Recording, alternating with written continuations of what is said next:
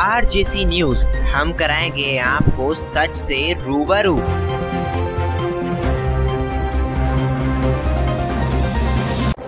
नमस्कार, मैं युद्धवीर सिंह चौहान और RJC न्यूज में आपका स्वागत है। मेरे साथ हैं शुभम राठी। शुभम राठी जी अपना परिचय खुद ही आप लोगों को कराएंगे कि किस तरीके से वो छात्रों के लिए काम कर रहे हैं। शुभम जी। नमस्कार, मैं शुभम राठी, उत्तर प्रदेश स्टूडेंट यूनियन का प्रदेश अध्यक्ष।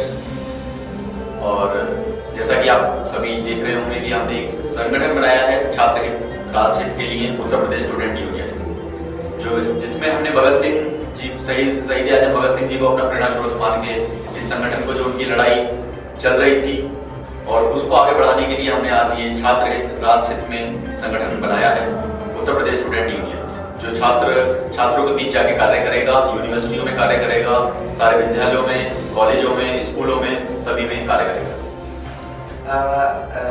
एक चीज सबसे प्रथम मेरा जो क्वेश्चन है वो ये है आपसे कि स्टूडेंट्स के लिए आपने आज तक लड़ाई लड़ी है और पिछले दिनों भी आपने जो है काफी संघर्ष किए हैं, विद्यार्थी परिषद में भी आप रहे हैं। तो एकदम से क्या विद्यार्थी परिषद को छोड़ना और अन्य स्टूडेंट संगठन को छोड़ करके अपने संगठन के बारे में सोचने क्या मतलब रहा था?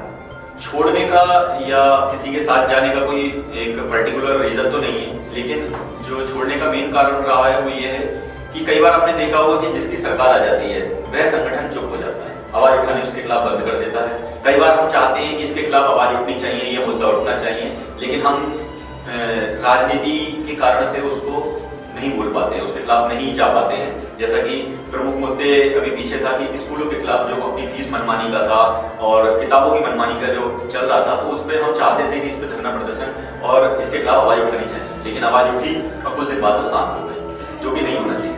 कहीं ना कहीं जैसे कि अक्सर विद्यार्थी परिषद का ये कहना रहता है कि सरकार किसी की भी हो, यदि अगर मुद्दे हैं तो वो लोग उठाते हैं, और जैसा भी उन लोगों ने बुक्कल के गलत बयान पे भी आवाज उठाई थी, तो क्या इसमें पारदर्शिता नहीं है? ये वो कई बार कुछ मुद्दों पर आवाज उठा देते हैं, कई मुद्दों पर वो चुप भी हो जाते हैं, लेकिन आप देख रहे हैं कि कहीं ना कहीं उनका भारतीय जनता पार्टी, राष्ट्रीय स्वयंसेवक संघ से उनके दबाव में वह कार्य करते हैं, वह सीधे तौर पर बोल नहीं पाते हैं। अब जैसे समाजवादी छात्र सभा है, वह समाजवादी की सत्ता आने पर ही कार्य करती है, अम्बेडकर छात्र सभा बसपा की गवर्नमेंट आने पर करती है। तो हम सब लोगों ने मिलकर, ये हम किसी भी पार्टी का या किसी धर्म का या किसी व्यक्तिगत जाति का हम विरोध करने के लिए संगठन नहीं बनाया है। हमने सबको मिलके कि हाँ, कई बार क्या होता है कि कुछ राजनीतिक पार्टियां इसमें इन्वॉल्व होती है, तो हमने किसी भी राजनीतिक पार्टी को इन्वॉल्व ना करते हुए ये संगठन बनाया कि हमारा जिस चीज पे हमारा मन करेगा हम उस पर धरना प्रदर्शन या आवाज हम उठाएंगे।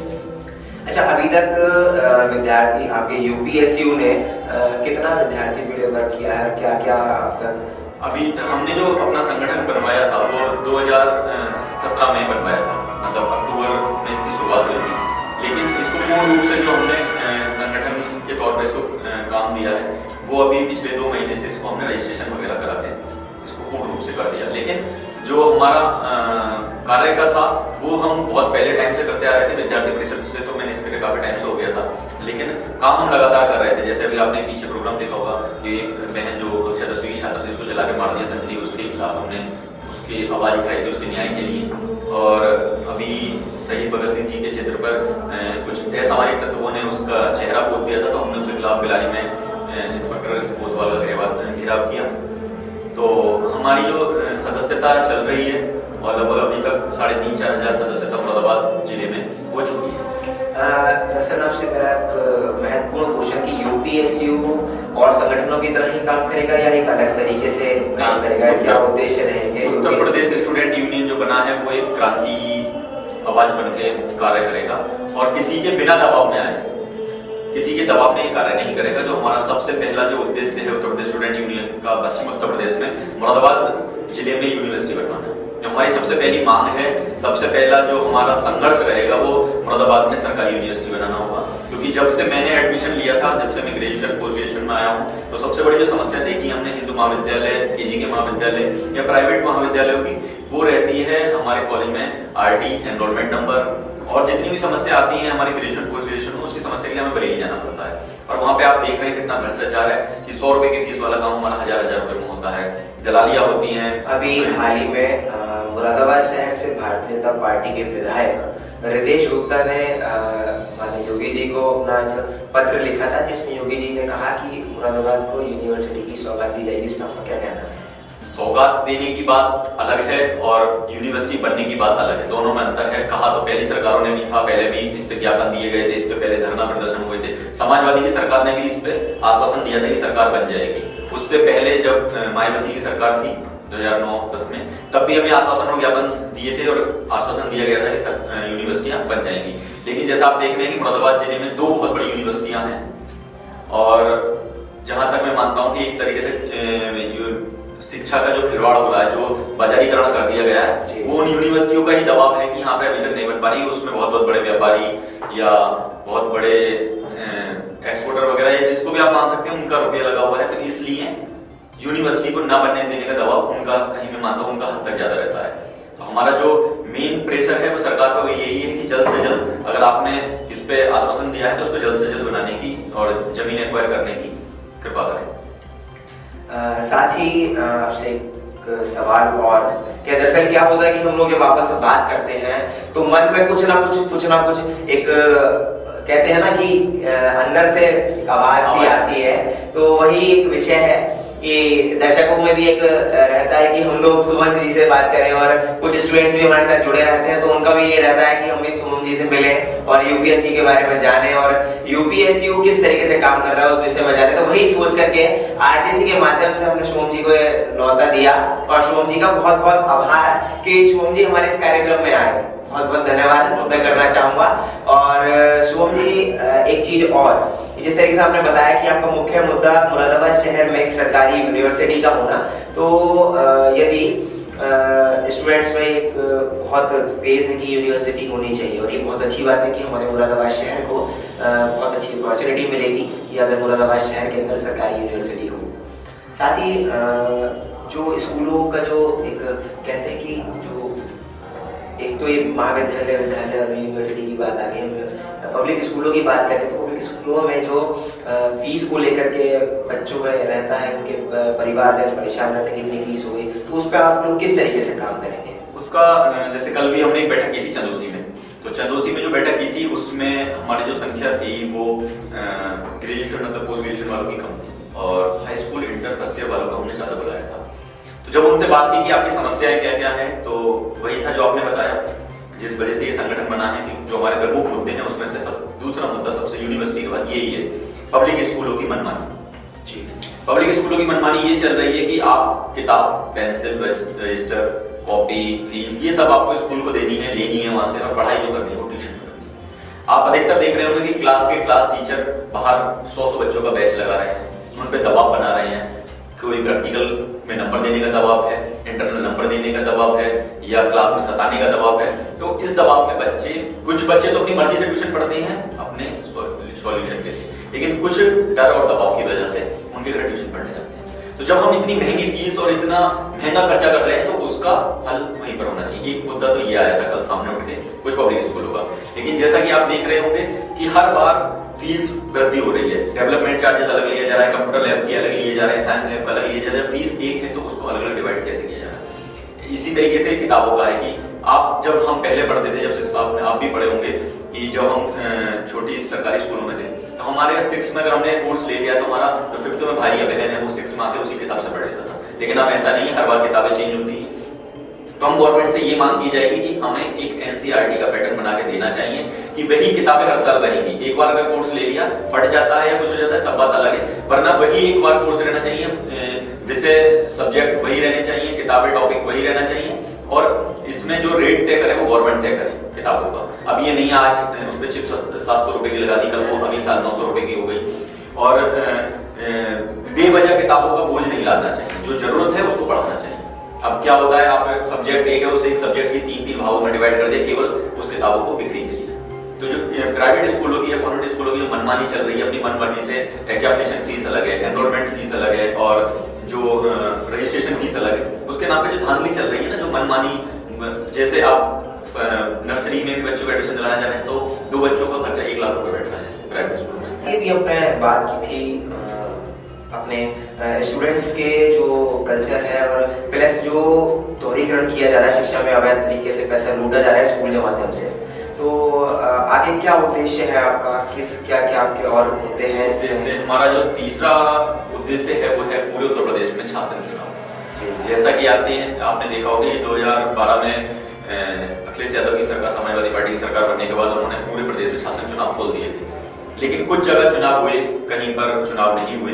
तो उससे जो नुकसान हुआ है, जो छात्र नेता बनने नहीं दिया जा रहा है और छात्र नेता को गुंडे के रूप में दिखाया जाता है, वो उसका पूरा श्रेय इन सरकारों को जाता है, इन पार्टियों को जाता है। ये जो संघर्ष के टाइम पे जो हमारे ऊपर मुकदमे लगा दिए जाते हैं या आंदोलन में मुकदमे लगा दिए जाते हैं, उस मुकदमे को निस्तारण ना करके उसकी छवि गुंडे वाली बना दी जाती है। आपने देखा होगा कि युवा है, युवा में जोश है, तो उसको कन्वर्ट जो कर दिया जाता है वो एक गुंडे के रूप में कर दिया जाता है। पता चला हमने कोई आंदोलन किया था, वहां पे हमें भड़का दिया जाता है, या सरकार हमारे खिलाफ ऐसा एक्शन ले लेती है जिसमें हमें मजबूरन होके उसमें आपस में टकराव हो जाता है और उसका हानि जो होती है वो एक अलग रूप में हो जाती है। तो सबसे पहली मांग हमारी ये भी थी कि पूरे उत्तर प्रदेश में हमारे शासन चुनाव होने चाहिए। जब तक हमारी बात रखने वाला कोई नहीं होगा, कोई भी छात्र नेता हो, तो वो बात कैसे मानी जाएगी? अब आप देख रहे हैं कि सारे डिग्री कॉलेजों में, सारे इंटर कॉलेजों में अपनी मनमानी चल रही है। जब तक डिग्री कॉलेज में चुनाव नहीं होंगे, हमारी बात रखने, जब शिक्षक संघ के चुनाव हो रहे हैं, जब शिक्षक संघ के चुनाव हो रहे हैं, व्यापार बाजार के चुनाव हो रहे हैं, सारे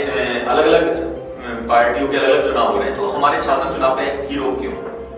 क्या कारण है? क्या सरकार के पास इतनी पुलिस फोर्स नहीं? जब इतने बड़े बड़े चुनाव, सांसदीय का चुनाव है, लोकसभा का चुनाव है, विधानसभा का चुनाव है, वो आराम से निपट सकते हैं, तो क्या शासन चुनाव नहीं निपट सकते? अलग अलग टाइम पे, अलग अलग चरणों में आप इसको गंभीरता पूर्वक लेके करवाइए, उसमें आप अपने मानक बनाइए, अपने नियम बना दीजिए कि हाँ, जिसमें मुकदमे वो नहीं लड़ेगा, लेकिन तो कमेटी के अनुसार आप चुनाव करवाइए।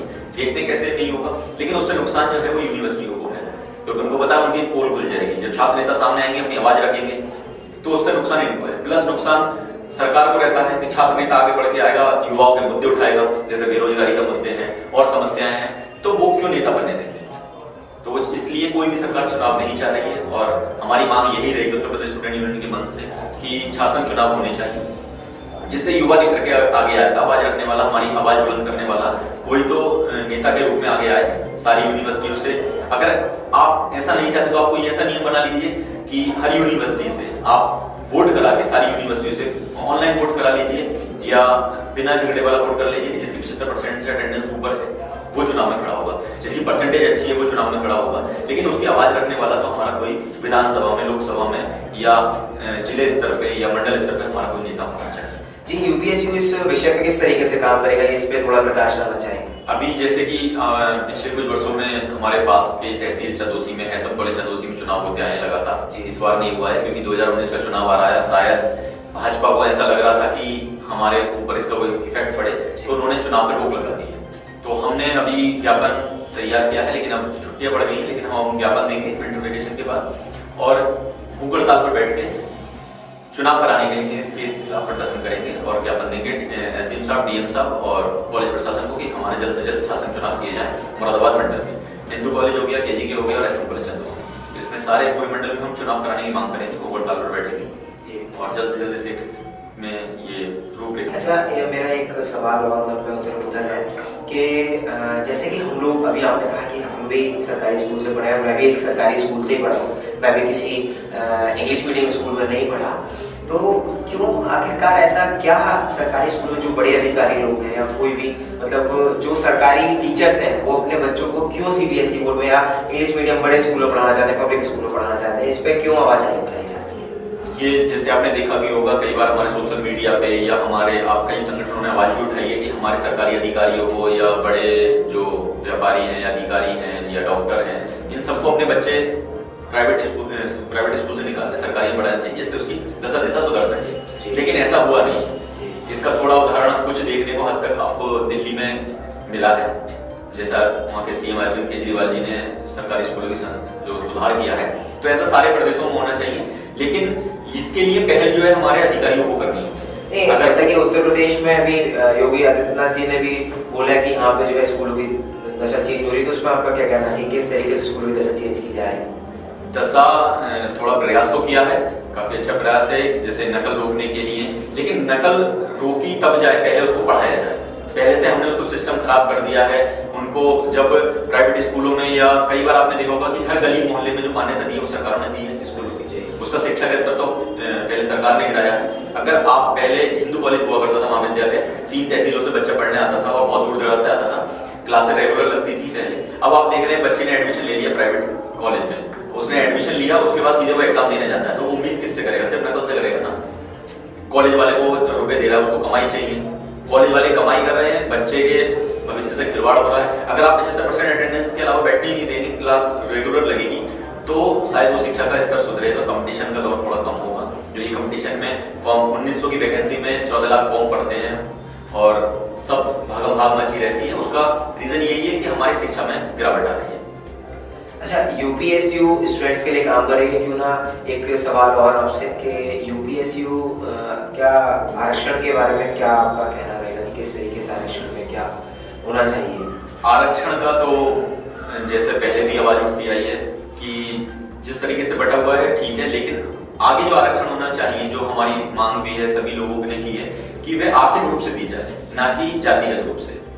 मान लीजिए जैसे हम ओबीसी में है कि हमें ओबीसी की या जनरल में है, तो उसको जो एग्जाम वगैरह में हो वो उसके पढ़ाई के आधार पर उसकी आर्थिक स्थिति पे हो। आर्थिक स्थिति पे आप आरक्षण दे सकते हैं। कोई गरीब है तो उसको आप पढ़ने में मदद कीजिए, उसको आगे लेके आइए, लेकिन ये नहीं है कि पता चला जनरल वाले के नंबर कम रहेगा, ओबीसी वाले के ज्यादा, तो उसको आगे कर दिया। इस तरीके से ना होके आर्थिक रूप से उसको आरक्षण। अच्छा, ये जो आंदोलन है, अभी आपने कहा कि सोशल मीडिया, तो ये सोशल मीडिया तक ही तो सिमट करके क्यों रह गया? ये अभी जमीनी स्तर पे क्यों नहीं पहुंचा? क्या इसकी वजह है? इसकी वजह ये है कि काफी संगठन हैं, एक्टिव हैं, जो काम करते हैं, लेकिन मैंने बताया ना जो उनके ऊपर संगठन बैठे हैं, जिनके वे संरक्षण में चल रहे हैं, वो उनके दबाव में आके काम करते हैं। इसीलिए उत्तर प्रदेश स्टूडेंट यूनियन ने ये सौगंध खाई है, कसम खाई है कि हम किसी भी राजनीतिक पार्टी से कोई समर्थन ना लेंगे ना देंगे। जिसका जहां मन करे वो वोट दे, हमें उससे कोई नहीं, लेकिन हम अपनी मांगे, सरकार कोई भी हो, मोर्चा खोल के बैठेंगे और अपनी मांगे पूरी करेंगे। किसी के दबाव में आके हम कोई भी प्रदर्शन या कोई भी अपना मांग बीच में नहीं रोकेंगे। जैसे कि सोम राठी जी ने बताया है कि किसी भी संगठन के दबाव में आकर यूपीएसयू काम नहीं करेगा, यूपीएसयू अपने स्तर से हर एक चीज का पर्दाफाश करेगा और हमेशा स्टूडेंट्स की लड़ाई लड़ता रहेगा। इस तरीके से राठी जी ने हमें जानकारी दी। आगे भी हम राठी जी के साथ बने रहेंगे और राठी जी का बहुत बहुत आभार इस हमारे कार्यक्रम में। राठी जी, आप यूपीएसयू के लिए छात्रों से और हमारे प्रदेशवासियों से क्या अपील करना चाहेंगे? बस मेरा आप सभी से यही निवेदन है कि उत्तर प्रदेश स्टूडेंट यूनियन से ज्यादा हमारे छात्र छात्राएं जुड़े, उसको सपोर्ट करें, साथ में मिलके आएं। अगर आपकी कोई समस्या है तो हमारी वेबसाइट है www.upsuyouth.com, उस पर आप अपना मोबाइल नंबर, आप कोई भी मैसेज डालना चाहते हैं, कोई हमें सुझाव देना चाहते हैं या हमारे अपनी कोई समस्या बताना चाहते हैं, सामने नहीं आना चाहते, तो आप बता सकते हैं। हम उसको निवारण करने के लिए आपके पास पहुंचेंगे, आपको कॉल आएगी। दूसरा मेरी यही अपील रहेगी मुरादाबाद जनपद, मुरादाबाद मंडल से कि हमें सरकारी यूनिवर्सिटी बनवानी है, उसमें किसी भी जाति धर्म विशेष के बच्चे तो पढ़ेंगे नहीं, पूरा शहर को ही, पूरे मंडल को उसका फायदा होगा। और जैसा कि आप देख रहे हैं मेरठ मंडल में चौधरी चरण सिंह यूनिवर्सिटी है, बरेली में रोहिलखंड यूनिवर्सिटी है, लेकिन हमारा मुरादाबाद बस्ता है जो बीच में, इसमें 2 बड़ी बड़ी प्राइवेट यूनिवर्सिटियां हैं, लेकिन सरकारी यूनिवर्सिटी नहीं है। तो उससे जो भी फायदा होने वाला है वो हमारे मंडल को होगा। तो यहाँ के सभी छात्र छात्राओं से मैं ये निवेदन करूंगा कि ज्यादा से ज्यादा जुड़े, हमारे साथ इस मुहिम में जुड़े कि जो हमें यूनिवर्सिटी बनवानी है। और पूरे उत्तर प्रदेश के स्टूडेंट यूनियन से, पूरे उत्तर प्रदेश स्टूडेंट के छात्रों से छात्राओं से मैं निवेदन करूंगा कि वे हमारे साथ आएं और इस मुहिम में हमारे साथ जुड़े।